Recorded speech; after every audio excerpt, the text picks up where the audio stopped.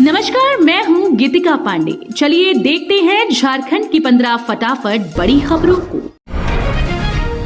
जयराम महतो की रांची की अदालत से मिली बड़ी राहत, पीड़क कार्रवाई नहीं कर पाएगी पुलिस।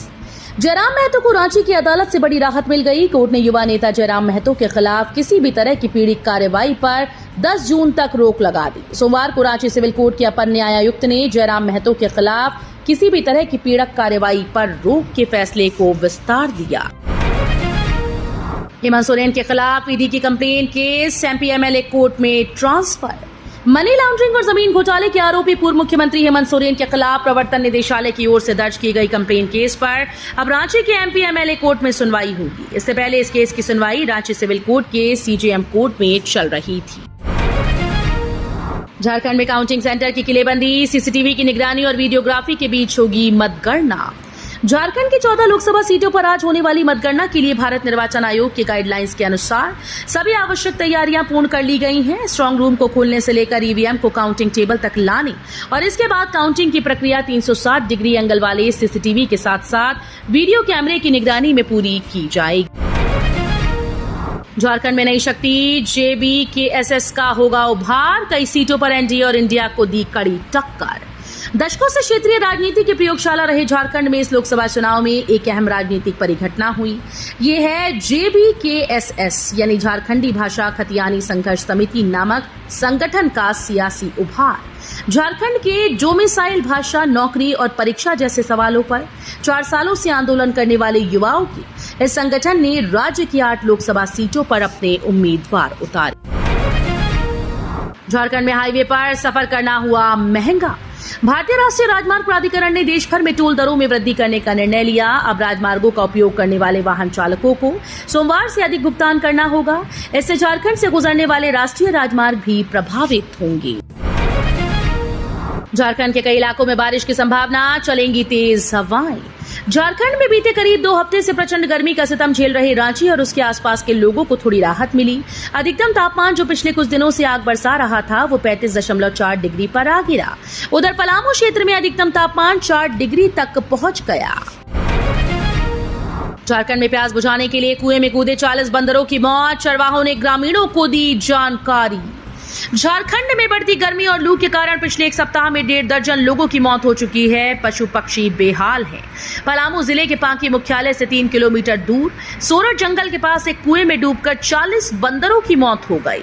ग्रामीणों को चरवाहों के माध्यम से बंदरों के मरने की सूचना मिली। अनुमान लगाया जा रहा है कि बंदर प्यास बुझाने के उद्देश्य से कुएं में कूदे और बाहर नहीं निकल सके। झारखंड में 14 सीटों में 8 में बड़ा मतदान। 12 में वोट करने में आगे रही आधी आबादी। इस लोकसभा चुनाव में झारखंड की सभी 14 संसदीय सीटों पर कुल 66.19% वोट पड़े। इन सभी सीटों में 8 सीटों पर इस बार अधिक मतदान हुआ। वहीं 6 सीटों में मतदान में गिरावट आई। 12 संसदीय सीटों पर वोट करने में महिलाएं पुरुषों से आगे रहीं।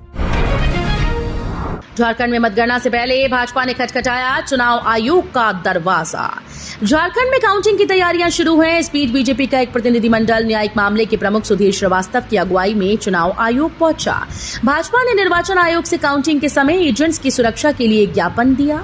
भाजपा ने चुनाव आयोग से मांग की कि काउंटिंग के दिन मतगणना स्थल पर जनरेटर चलता रहना चाहिए। राजमहल लोकसभा चुनाव में ड्यूटी पर तैनात सहायक शिक्षक की अचानक बिगड़ी तबियत, इलाज के दौरान हुई मौत। झारखंड के राजमहल लोकसभा चुनाव में मतदान कर्मी के रूप में कार्यरत उत्क्रमित प्राथमिक विद्यालय ढोलबज्जा के सहायक शिक्षक दिनेश रविदास की इलाज के लिए रांची ले जाने के क्रम में मौत हो गई। मतदान ड्यूटी के दौरान ही उनकी तबियत बिगड़ गई थी। इसके बाद उनका इलाज अस्पताल में चल रहा था। अचानक उनकी तबियत और ज्यादा खराब हो गई तो उन्हें रांची रेफर कर दिया गया। एम्बुलेंस से आने के क्रम में रास्ते में ही जामताड़ा में उनकी मौत हो गई। झारखंड के सरकारी स्कूल्स में छाएगी हरियाली, लगाए जाएंगे 5 लाख फलदार पौधे।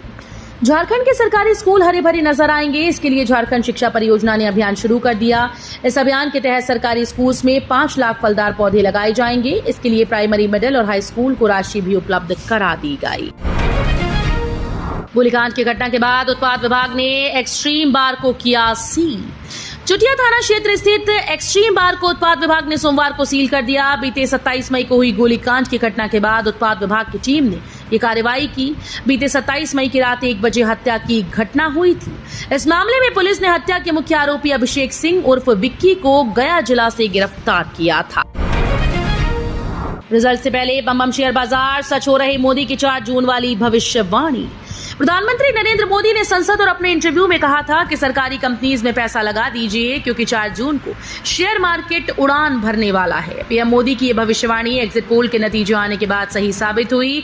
लोकसभा चुनाव के नतीजे 4 जून यानी आज आने वाले हैं, लेकिन 3 जून को ही share market all time high पर पहुंच गया। अब ट्रेन टिकट के लिए धक्के खाने की जरूरत नहीं, रेलवे ने इन 43 स्टेशनों पर किए खास इंतजाम। पूर्व मध्य रेल के यात्रियों के लिए खुशखबरी है, अब उन्हें टिकट के लिए लंबी लाइन में नहीं लगना पड़ेगा। रेलवे ने 43 प्रमुख स्टेशन पर 127 स्वचालित टिकट वेंडिंग मशीन स्थापित की। इन मशीनों के जरिए यात्री आसानी से अनारक्षित टिकट खरीद सकते हैं। भारत पाकिस्तान मैच में परिंदा भी नहीं मार सकेगा पर तैनात होंगे स्नाइपर्स। 9 जून को न्यूयॉर्क में होने वाले भारत पाकिस्तान के बीच T20 वर्ल्ड कप में मैच में आतंकी हमले का खतरा है। इसको लेकर NYPD ने सुरक्षा के लिए स्नाइपर तैनात करने का फैसला किया। स्नाइपर वो सुरक्षा कर्मी होते हैं जो किसी जगह पर छिपकर लगभग 600 मीटर दूरी से दुश्मन को गोली मार देते हैं। बता दें कि नसाउ स्टेडियम के आसपास का काफी इलाका सील कर दिया गया। तो ये थी आज की बड़ी खबरें। अगर आपको न्यूज पसंद आई हो तो वीडियो को लाइक और शेयर करना बिल्कुल न भूलें।